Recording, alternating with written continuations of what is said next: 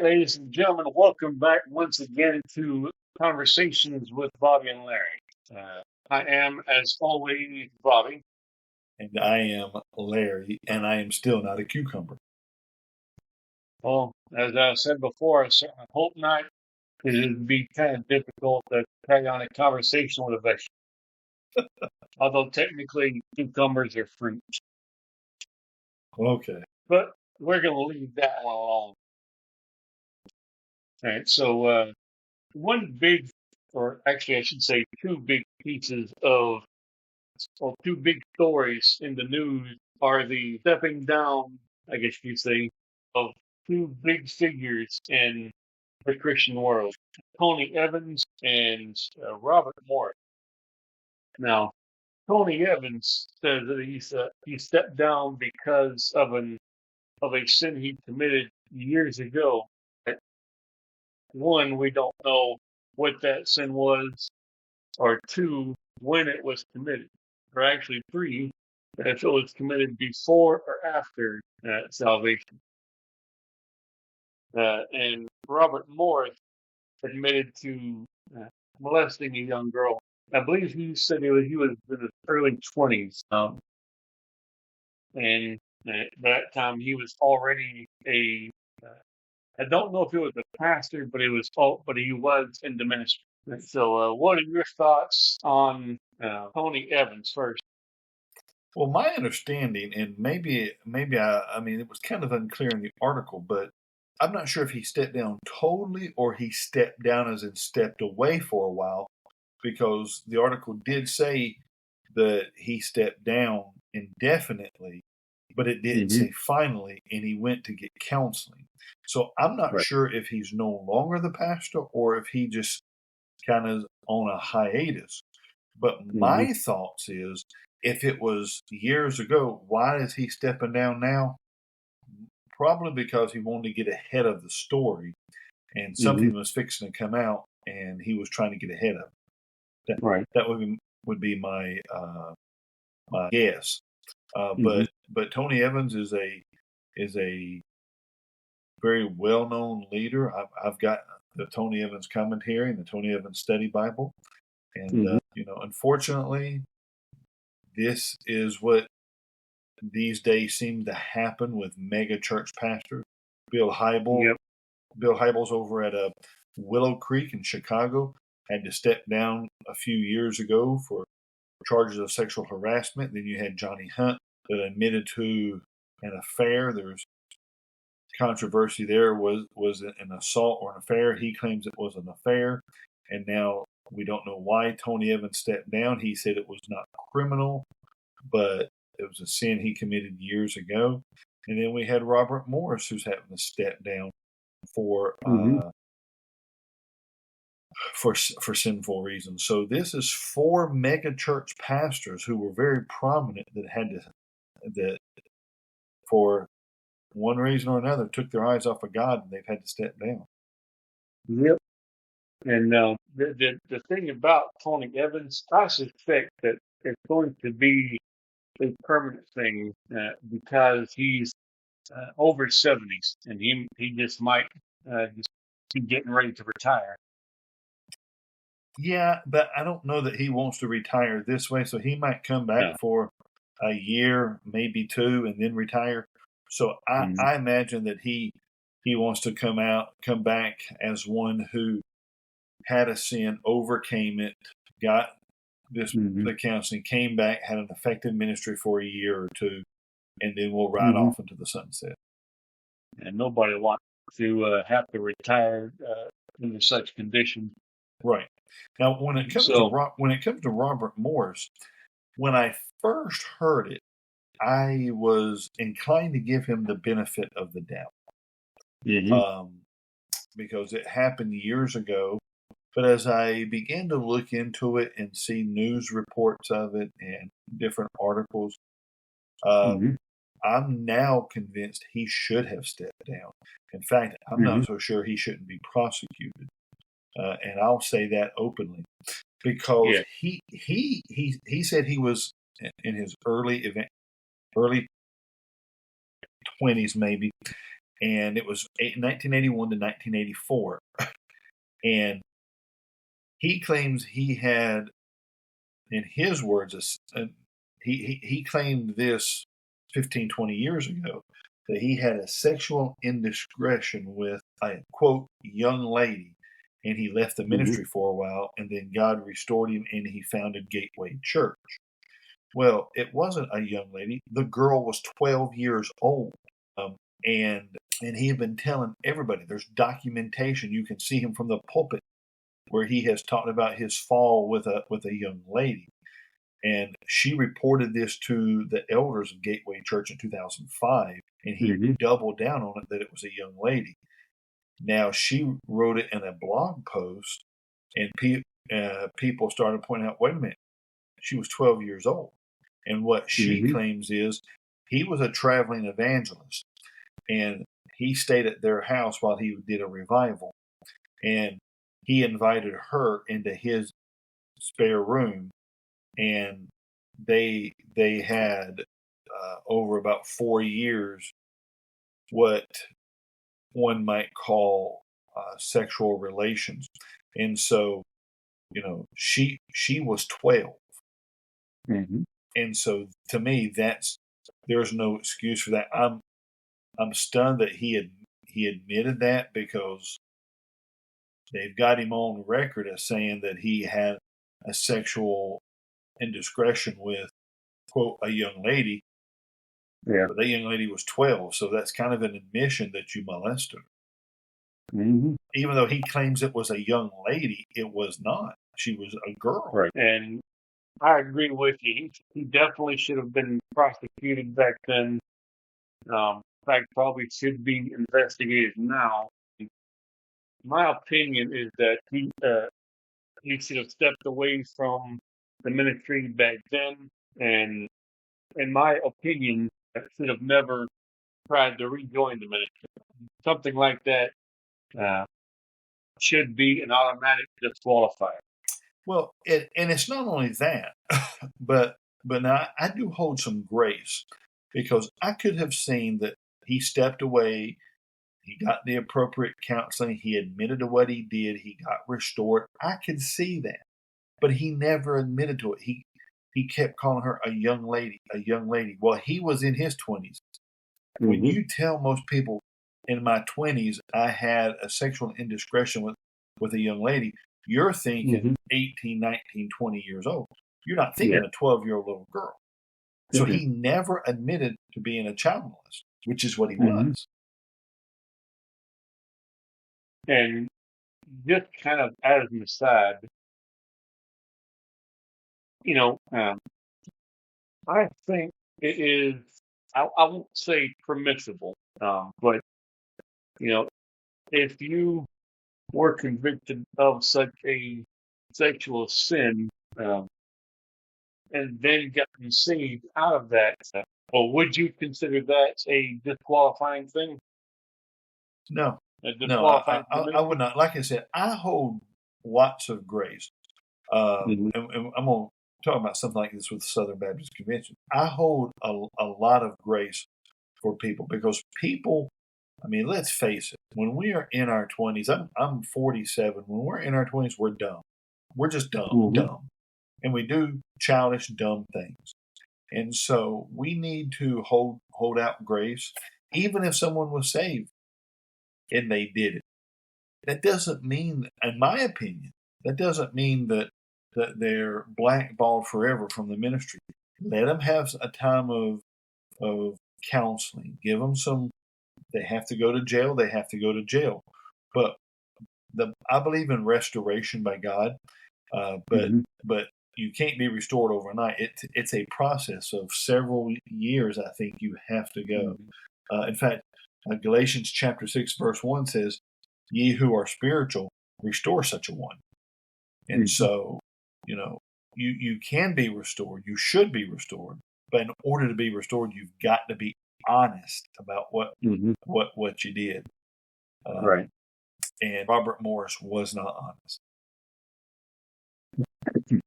And no, he most certainly was. Another guy that fell from grace due to sexual, quote, indiscretion. I don't know if you remember Ted Haggard. Yes, but his was homosexuality. Yeah. Yeah, I remember him.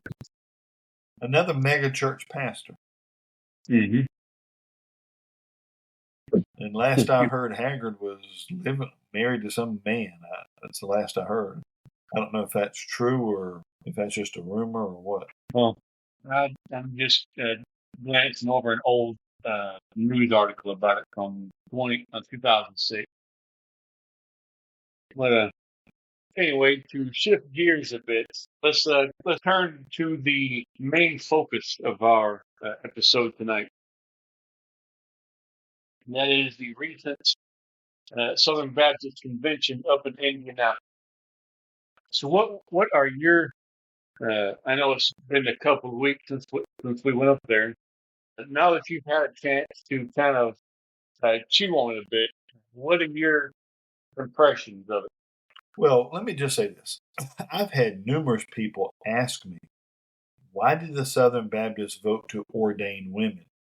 And I tell people, apparently the news is going around telling people that the Southern Baptists voted to ordain women. I have a friend in Michigan who called me and said, why did y'all vote to ordain women? What? My uncle in Wilmington asked me the same thing. We did not vote to ordain women. In fact, I tell people, we're not going to sit back and vote to ordain women and then in the same convention, the same business meeting, vote out with 92% of the vote the First Baptist Church of Alexandria, Virginia. That is something that the secular media did not understand. I voted in favor of dismissing the First Baptist Church of Alexandria. I thought it was a good convention. I'm glad to see them take steps on women in ministry like that to vote them out. But I think there's a lot more we need to do, and I'm not sure we need to vote every church out that has women in ministry, because there's something around 1,800. Maybe sanction them and give them a chance to come back. Because, like I said, I'm all about grace. Come back and say no.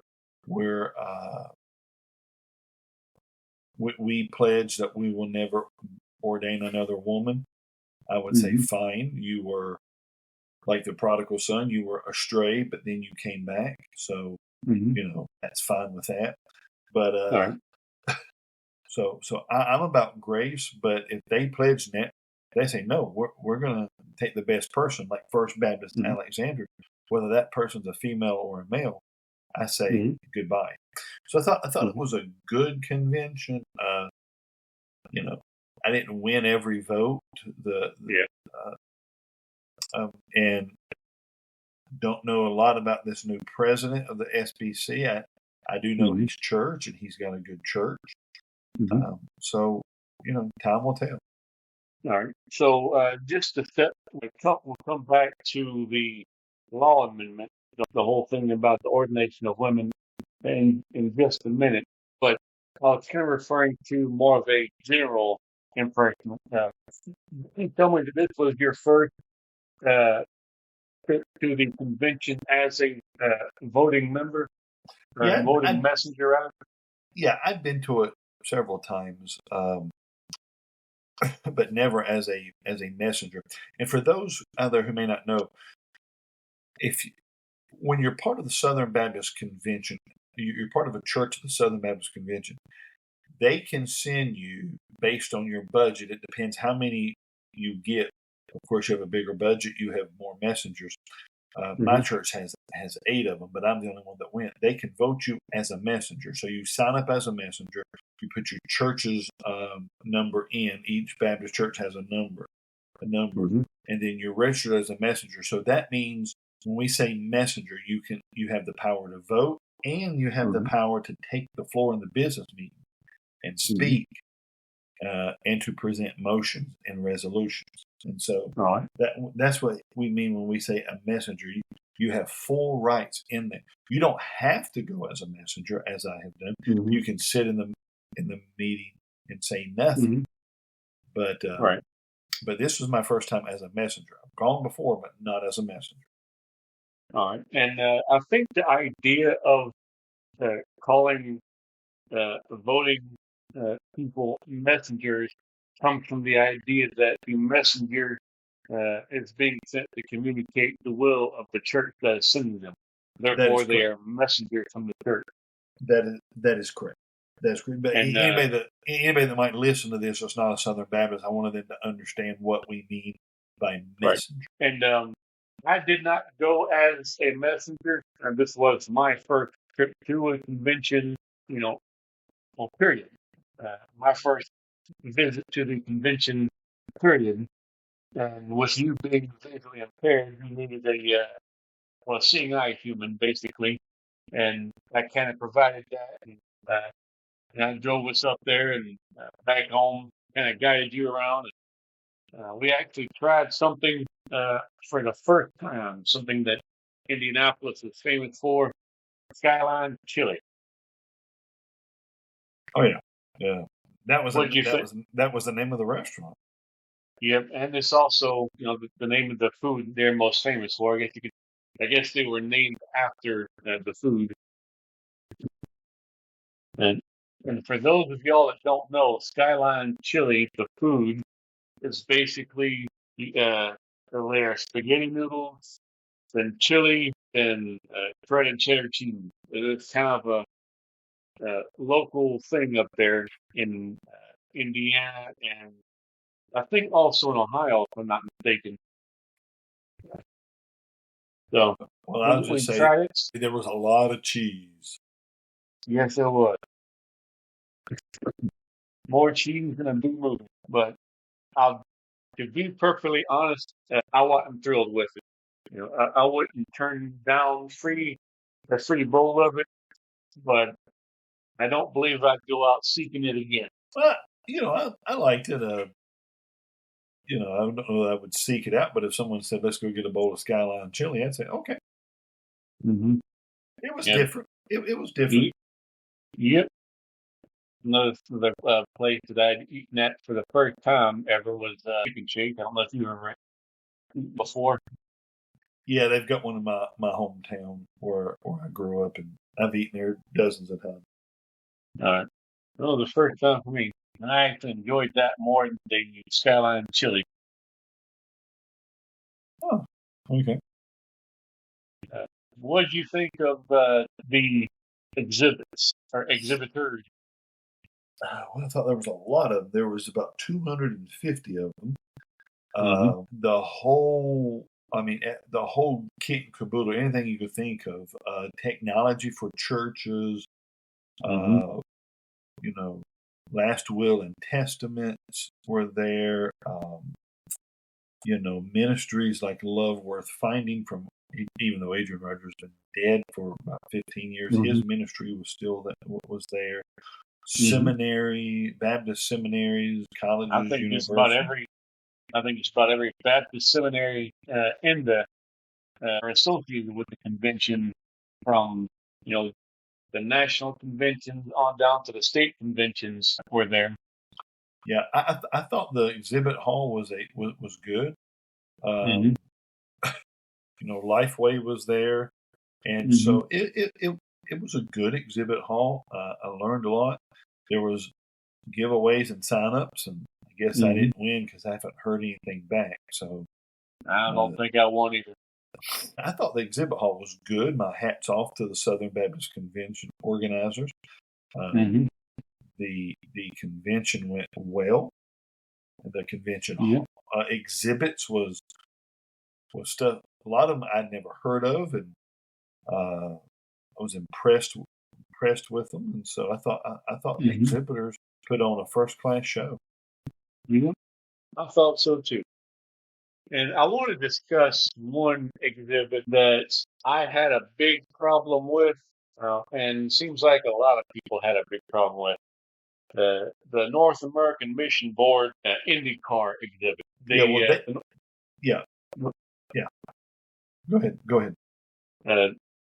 And for those of y'all that don't know, North American Mission Board brought a kind of a mock-up uh, Indy car, race car. It had the whole ramp on it, um, tires and everything. And from a pure marketing standpoint, it was brilliant because Indianapolis got the Indianapolis 500. Indianapolis has a rich racing history, but the problem was even if they had specific money earmarked for it, it still gave the idea that the North American Mission Board was squandering money being given it by churches. The tithes and offerings money, the Annie Armstrong Easter Fund, it gave the idea that they were just wasting money with that thing. From what I remember seeing somebody on Twitter who said that he was involved in the racing business in such a marketing aspect, and he said that people can spend, the organizations can spend up to and even over $100,000 for such a presentation. So, Yeah, and they had not made a secret that they were going to have it there. mhm, It was all in their pre-convention advertisements. But to mhm, be honest with you, I really didn't understand why it was there. I mean, I understand you've mhm, got the Brickyard at the Indianapolis 500, mhm, but they were not trying to appeal to those in Indiana. You had people from all over the country there: Florida, South Carolina, Alabama, mhm, Texas. What's the purpose of it? To show everybody that was there knew about the Indianapolis 500. They know about the Indiana Motor Speedway. I don't understand the purpose of it. I don't. I It think they was. were just. Go ahead. I was going to say, I just think they were trying to be slick and make that connection. Well, yeah, and they may have been trying to make the connection, but the people you needed to make the connection to, there's a whole lot more of them who were not from Indiana. Mm-hmm. I mean, when I went to a South Carolina social, that whole room was packed. There was probably 150 people there, if not more, from South Carolina. Texas had a similar turnout. So, Mm-hmm.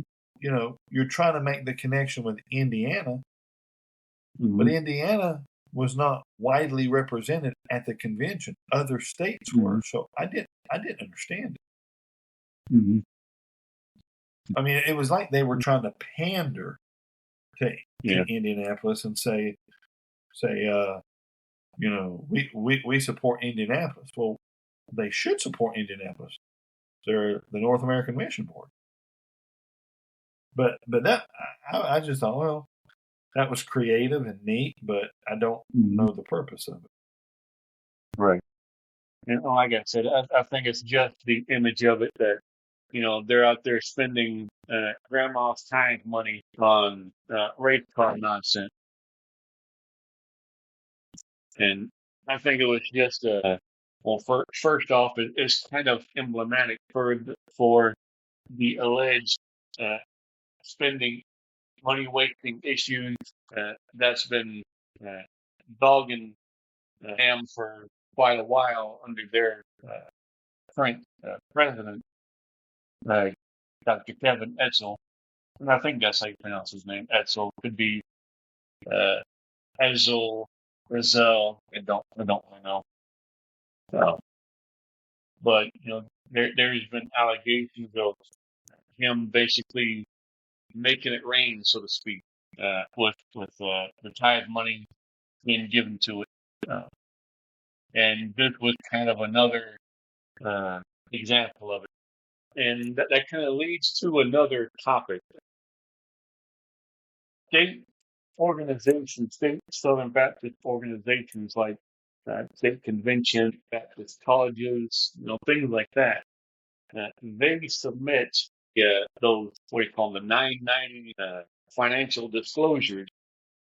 But for some odd reason, the national convention level entities like the convention itself, the North American Mission Board, the International Mission Board, even the colleges associated with the national convention, like Southeastern, Southern, and so on.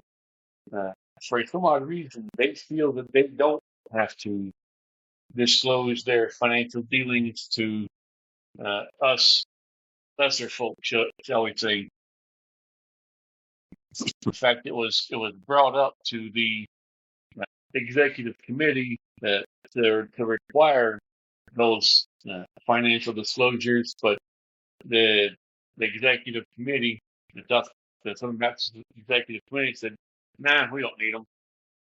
And that's one thing that has been irritating me. Well, I think that, well, my thoughts are several.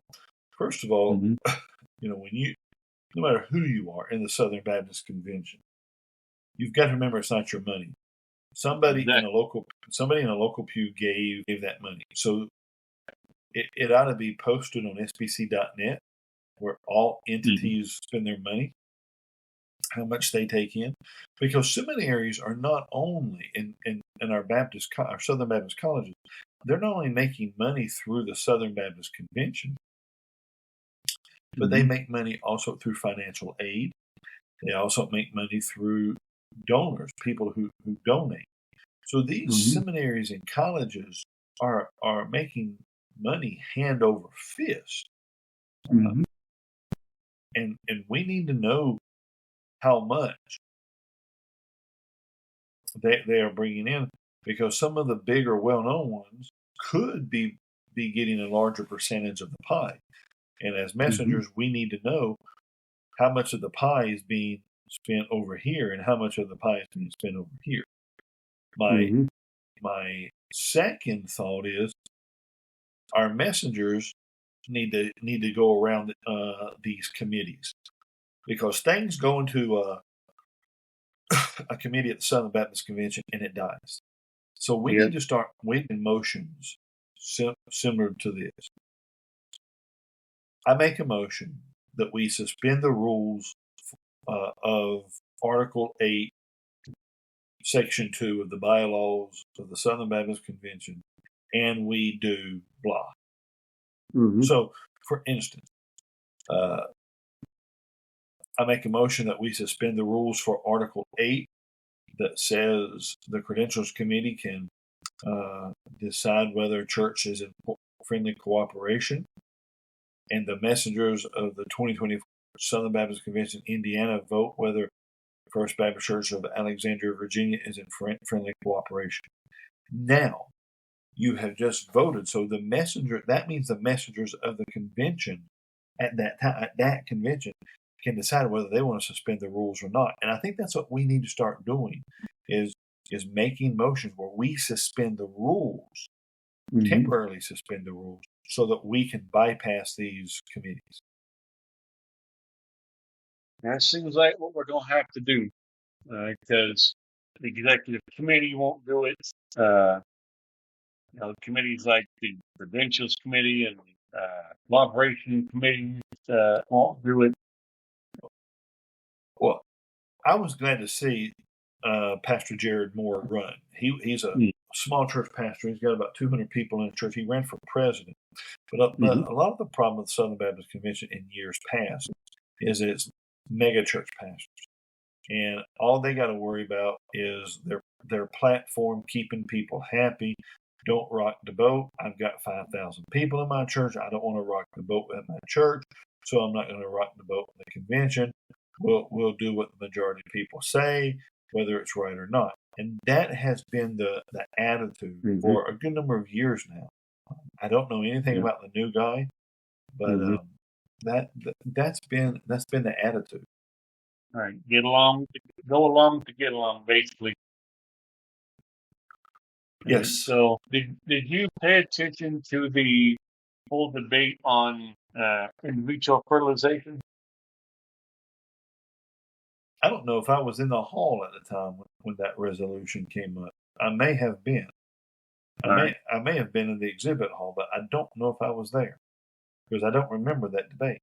I could It have was, been in there. I could have been there. I just don't remember it. I think we were, but I can't really remember myself. Give me just 1 second. Here we go.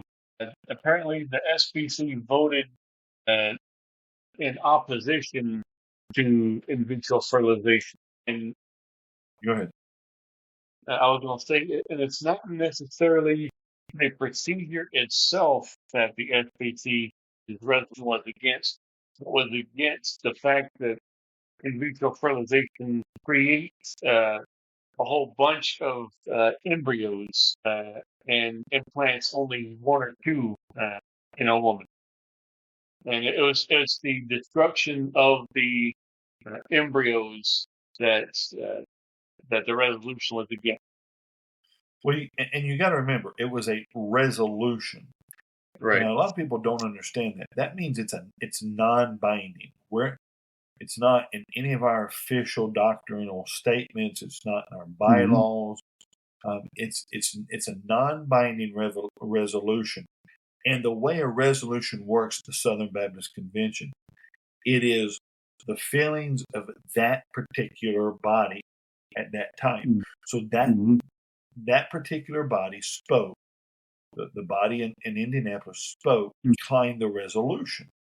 Now, a similar resolution could come up with some different wording in Dallas next year. And that particular body, it's only good for that particular body. And when the convention's over, technically the resolution isn't good anymore. And there have been Baptist scholars, if you look it up, say, why do we even allow resolution if they're not non-binding? So let me ask your own personal opinion on IVF. Well, I'm in favor of it if the embryos are not destroyed. Right. And one problem is that even if they're not destroyed, they're just kept frozen, for years without nothing being done with it. And I think there are enough people out there that want babies to adopt that they could adopt. I mean, this is a radical step, but they could adopt an embryo and have it implanted. And then they're actually, the woman would actually be giving birth, or they could use a surrogate and that way, and they could adopt. So it would be a legal adoption of these embryos, and then you would basically be able to raise it from birth to the time you died. So, so if you only need one or two embryos, that's fine. The others, and it'd be a good way for the biological parents to make some extra money, sell them for adoption legally. We need to change the rules where you can legally sell them for adoption. And I don't know if you remember, but back in the late 2000s, George Bush had a big thing about adopting IVF embryos. He called them snowflake babies. Yes, I do remember. So he was a big proponent of adopting IVF embryos. So I reckon the big ticket of the SBC this year was kind of what you led off with, the law amendment. Let me explain for listeners that the law amendments is a proposed amendment to the SBC Constitution that only men were scripturally authorized to be pastors of any sort. Any leadership or teaching positions were to be filled by men only. Right, and in order to be part of the SBC Constitution as an amendment, it had to pass 2/3 of vote at 2 consecutive conventions. So last year, it got 2/3 vote. Well, actually, I think it got more than that. This year, even though it got an overwhelming majority vote, 62%, it came shy of the 2/3 vote. of 66%. So it did not pass. Right. And just let me read the entirety of the amendment. And this is Article 3, where it outlines what churches are within friendly cooperation, and it adds Section 6. And this is the law amendment in its entirety. Affirms, appoints, or employs only men as any kind of pastor or elder as qualified by Scripture.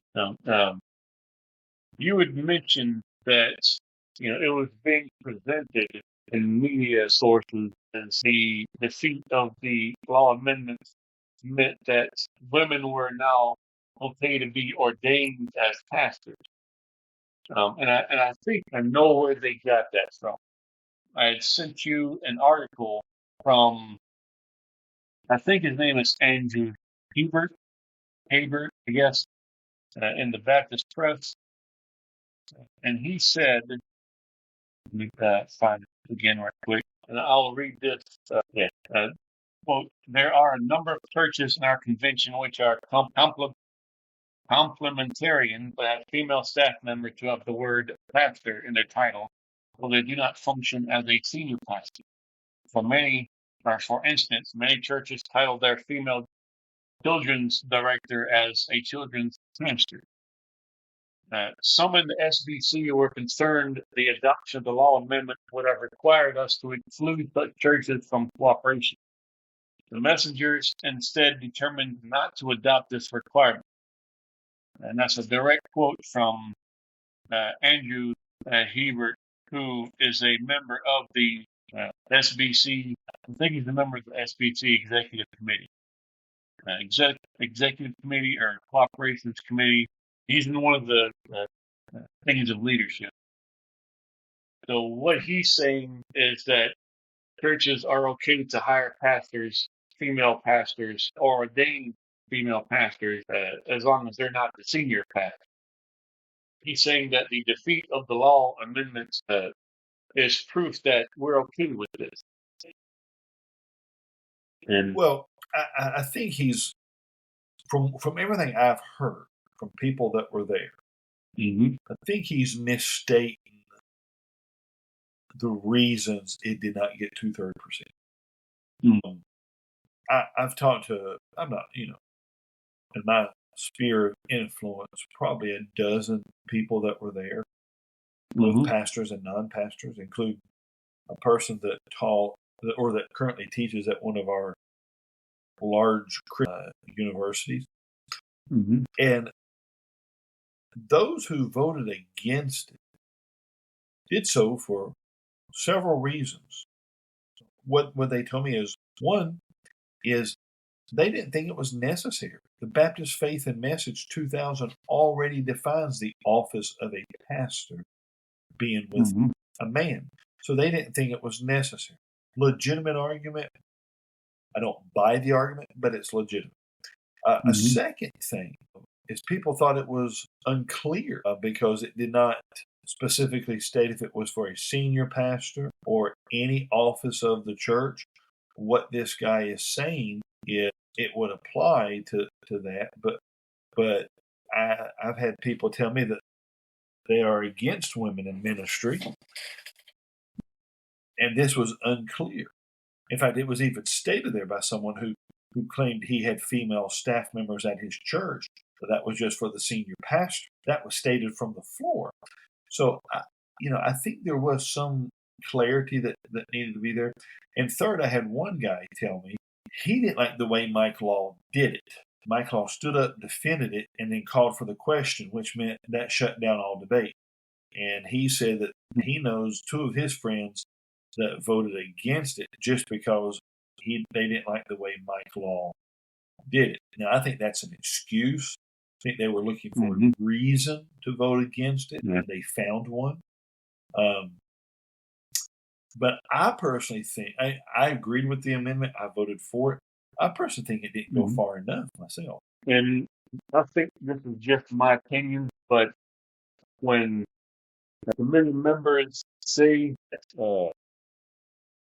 we don't need because it's already addressed in the Baptist Faith and Message 2000. And then you have another committee member saying that the defeat of it proved that we're okay with female pastors. Uh, I think somebody's lying to it, not just misstating it, but just outright lying to it. Well, I do think there should have been some more clarity on it, because I know of a church, and I'm not going to say it. It's a relatively good sized church, about 300 or 400 people. If you look at their staff member, their senior pastor, he's designated as senior pastor. Their youth pastor designated as senior pastor. Their worship pastor is designated as as a worship pastor. Their executive pastor is designated as an executive pastor. But then when you get to the only female on staff, she is designated as children's minister. And that's why I say I don't think it went far enough. Because, first of all, to limit that prohibition only to senior pastor, I asked, where's the word senior in pastor in the New Testament? Where's the word lead pastor or head pastor? It's not there. But when you just use the word pastor, it's too easy for a church to get around. What if a church had said that we don't have women as pastors, but they had a senior minister, and she was a female? She's not our pastor. She's just a minister. And all women can be ministers. I can see in a fallen world churches using arguments like that. And so I don't think it went far enough. I think it should have said all SBC entities, such as the North American Mission Board, the International Mission Board, the seminaries. I even think it should have said the office of president and first and second vice president should all be led by men. I don't think it went far enough. Which, to be fair, I don't think, even though it's not officially stated, I can't recall myself SBC conventional office that has been held by a woman, whether president or vice president, and so on. Well, there was at the convention, and I don't remember which one, but there was a committee that was led by a woman, because she was the chair of the committee. I forget which one it was, but to me that breaks the scriptural prohibition of exercising authority over a man. So all entities and committees need to be chaired by men. The entities need to be headed by men. It's okay for women to serve on those committees, but if you're going to be faithful to the scripture, then not having authority over a man. And I don't remember which committee it was, and it may have been a task force, but that should still be the same way. But I don't remember. Because I know it jumped out to me like, whoa, here's a woman who's in charge. And even our illustrious now former SBC president had a female minister on staff. There was a controversy a few years ago that to put Beth Moore up as convention president or the president of the pastors' conference. Well, even we even need to say the president of the pastors' conference can only be a man. We live in a fallen world, and we need to make sure we put in the safeguards.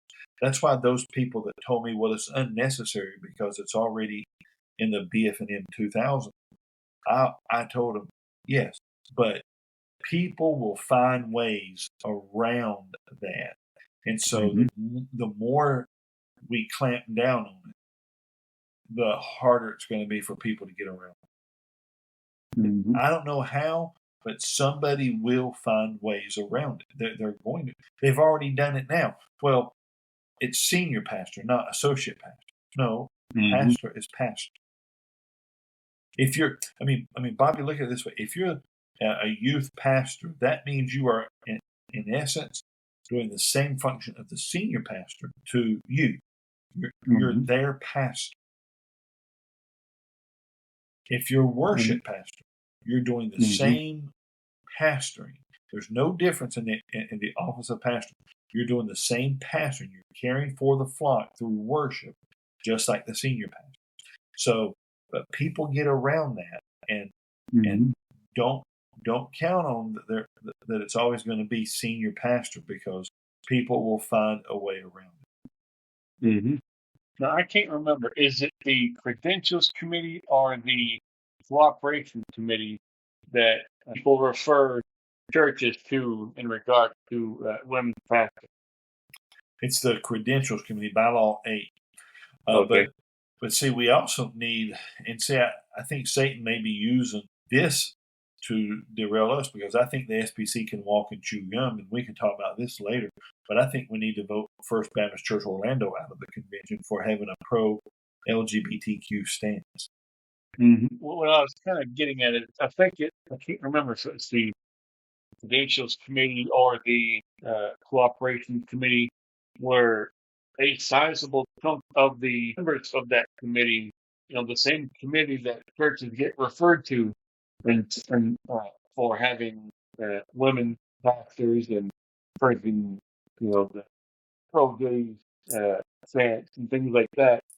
A large chunk of the membership of that committee have women pastors in their church. So it's kind of like it may have been, and don't quote me on this, and don't think I'm an idiot, but it may have been the Cooperations Committee that had a female as their chair. I just don't remember, but I know it. My eyebrow lifted up when she said, "I'm the chair of the such and such committee." I thought, "Whoa!" Mm-hmm. And just imagine trying to get a church out that has these issues, only to find out that members of that committee have the exact same issues. It's kind of like trying to get wolves out of a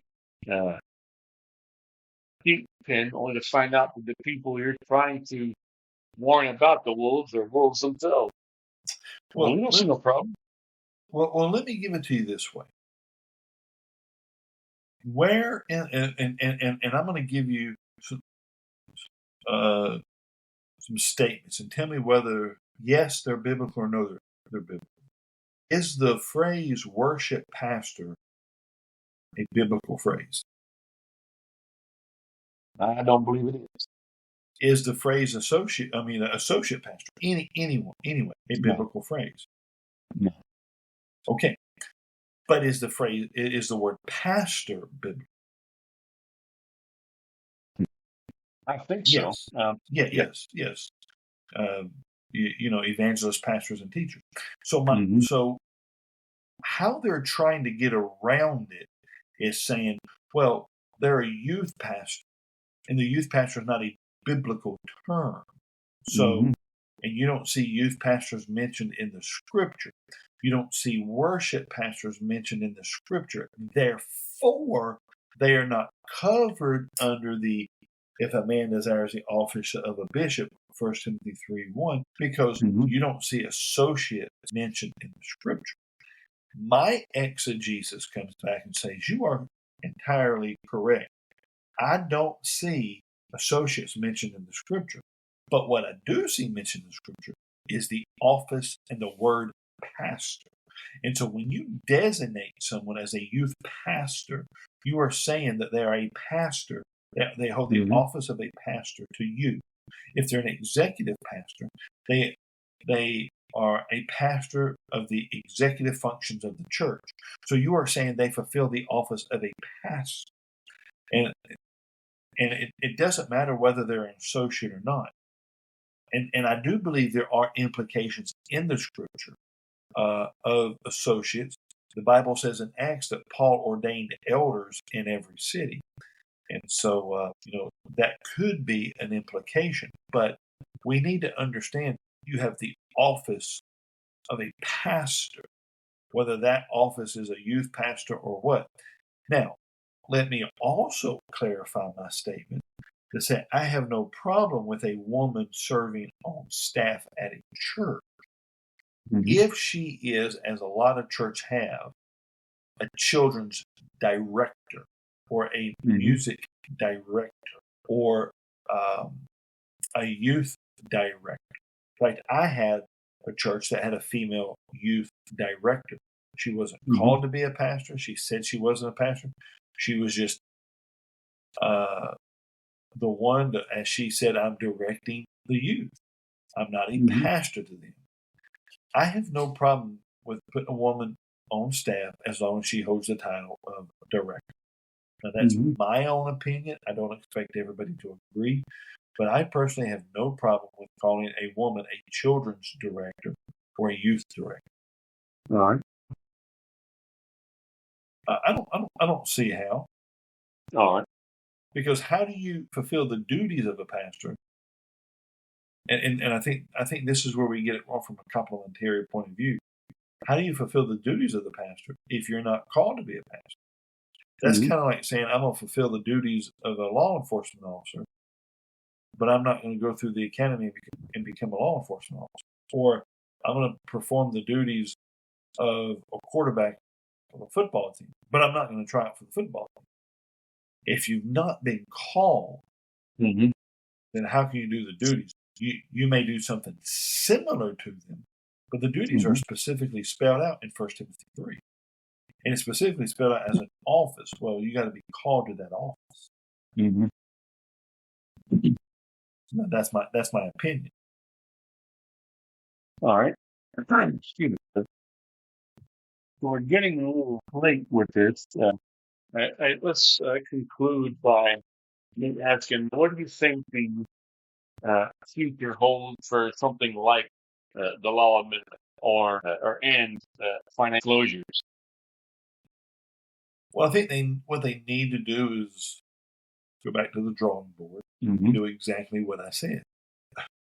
They need to bring a motion forward to temporarily suspend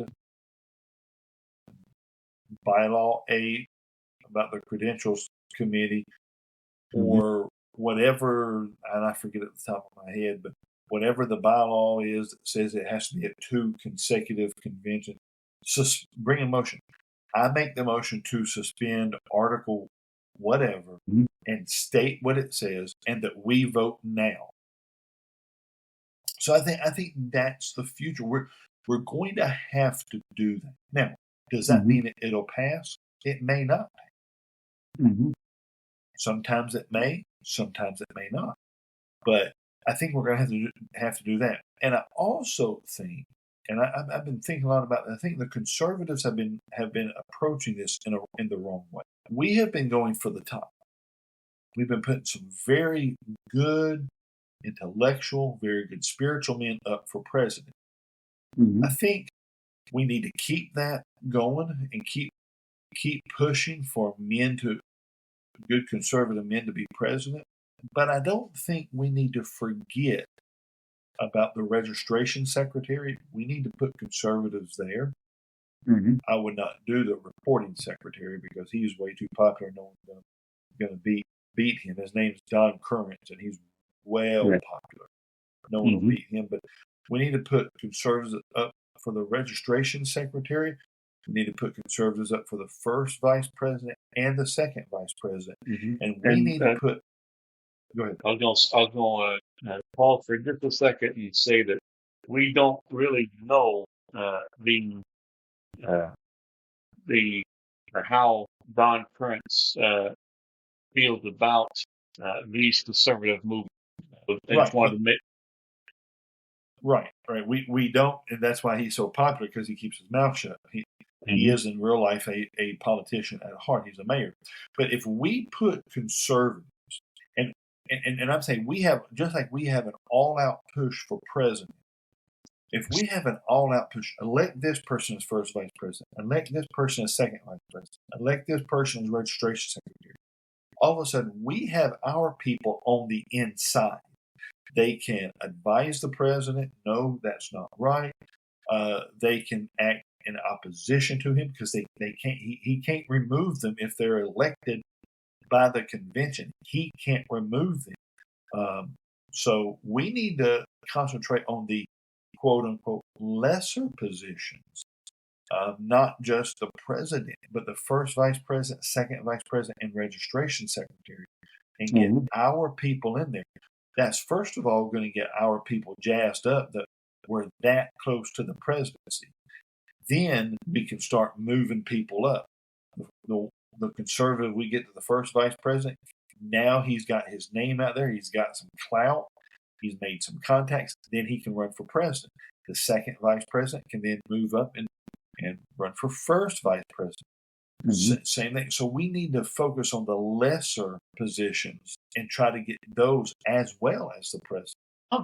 Sounds a bit like the original conservative resurgence back in the late 60s, early 70s. Yeah. But notice, Bobby, we're all talking about one position, the president. Yeah. And I agree. We need the president.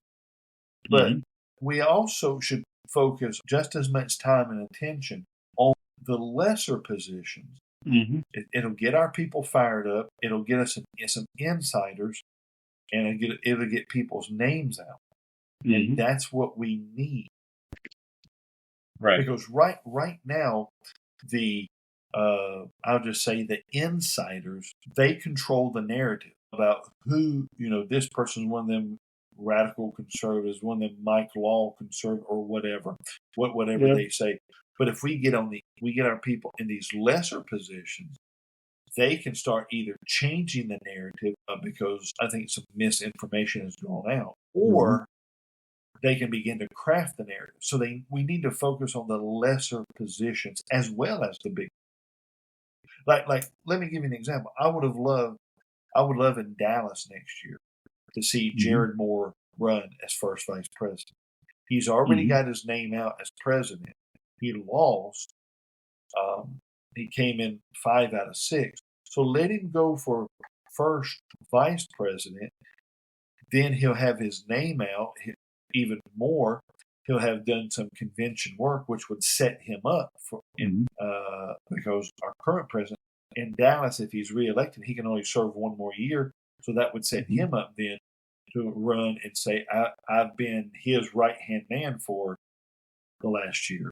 And so I would love to see our people in lower positions. Yeah. And we don't really know if they are or not. They could be. But we put all our time and attention on the president. And we need to put more time and attention not only on the president, but on the lower positions. Right. So that's what should happen. But what do you think will happen? Stagnation. Everything will stay the same. The head of the executive committee seems to be liked by most people because they know him, because he was the president of Gateway Seminary. So I think he was brought in to try be a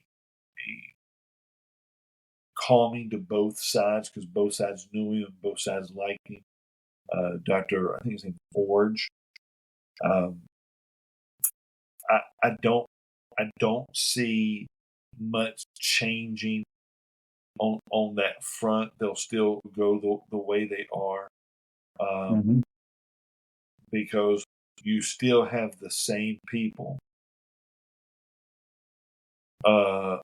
running in the same circles. Right. And so I like to say it's this. I like to say it is the J.D. Greer Ed Litton group versus the Mike Stone Tom Askell group. Yeah. And so I don't think much is going to change. The Mike Stone Tom Askell group is still going to be discontented because the Greer Litton group is shutting them out. So I don't think much is going to change. And they're going to, if there's 1,800 churches in the convention that have women pastors, and in the last 2 years they voted 3 out, this issue is not going away anytime soon. And I think it'll cripple our conventions, because you can then get churches in who are woke and are LGBTQ friendly. They just better not have a female pastor. Right. So I don't think much is going to change at all. On a pig. They'll Yeah. dress it up to make it look good, but at the end of the day, it's still a pig. Yeah. Right. So, what do you think is the single biggest issue facing the SBC right now? Is it the refusal to address women pastors, or something else entirely? I think I think women's pastors is a huge issue, but I don't think it's the single biggest. I don't think it's this sexual assault business either. I think that's a Hmm. farce, and I Yeah. think it got exposed at this convention. Hmm. Um, I think the biggest problem facing the SBC right now, and I will say this in a way that we all can understand, they're playing footsies, I think, with liberalism. There's a Hmm. slow drift going on towards liberalism. We hear a lot Hmm. about the inerrancy and inspiration of the scripture, but not a lot about the sufficiency of scripture. And the Hmm. reason that is, if it's not fully sufficient, then we can turn to other things like CRT or, um, LGBTQ stuff and find Hmm. that it's fully adequate to something other. That's why Yeah. when we say that, well, the gospel is the answer to CRT. Well, whose gospel? Are we Hmm. talking about a black liberation gospel? Is that what we're talking about? Whose gospel answers CRT? So I think the weenie stance. We need somebody to come in and just overturn tables. Hmm. Um, but the weenie stance, which is leading to a slow drift away from the center of the Bible, the good old Hmm. boy system. Yeah. Now, I was kind of mentioning something, in my opinion, uh, kind of related to what you just said about the good old boy system. Uh, in my opinion, uh, the single biggest uh, issue is the lack of accountability. The executive committees, uh, all these other committees, the North American Mission Board, they just absolutely refuse to be accountable to the SBC at large, the messenger. They think they are, above us, lesser churches, smaller churches, things like that. This is why they refuse uh, this to not to deal with the 990 financial things. They they think that they don't have to. Yeah, and that goes around to what I'm talking about, the slow drift. And we've Hmm. talked about it before on here about stewardship. It's a stewardship issue. So Yep. it's a biblical issue. So it's a slow drift. I mean, you have the ERLC that's having a slow drift away. You just have the convention at a whole at a slow drift. And Yep. we need to come in and just have somebody knock some heads and say, we're not going to do this anymore. And if people don't like it, tell them, hey, there's a new sheriff in town. We need, not to get political, but we need someone like a Donald Trump to come in and just say, there's a new sheriff in town. All right. Now, let me say this, and I know we're getting close to the end, but there was a motion made by Tom Askell to get rid of the ERLC. Hmm. I was in favor of that motion. What I was not in favor of is, if you get rid of the ERLC, what are you going to put in its place? I think, Hmm. from what I've gathered, if he had said, let's get rid of them and replace them with X, that would have carried the day, because the same people that told me they were against the law amendment because they didn't think it was necessary are the same people that said they voted to keep the ERLC because what are we going to put in its place? I think one What thing we that's just don't kind of have it. We don't have it no more. So I mean, they didn't understand that motion. right. And I think one thing that's kind of that would be angling to take the place of the ERLC if it gets dissolved. I don't know if you remember the Danbury Institute. Yes, but that goes back to what I'm saying. We need to have smarter motions. Yeah. There are I believe, a sizable number of people at that convention that probably did not know anything about the Danbury Institute. And so, Danbury Institute is a good institution, and it needs to take the place. But but the smarter motion would have been to get rid of the ERLC and replace it with the Danbury Institute. That should have been the motion. And then it would have given us a clear way forward instead of saying, well, do we replace it with this institution? Do we replace it with that institution? I think we need to make smarter motions. All right. So as we conclude, do you have any final thoughts? I think the convention is still a conservative convention. My thought was, and I understand the purpose of the convention, but we heard a lot about evangelism, a lot of discipleship, but I was struck with this question. You're talking a lot about evangelism, and baptisms are up 26%.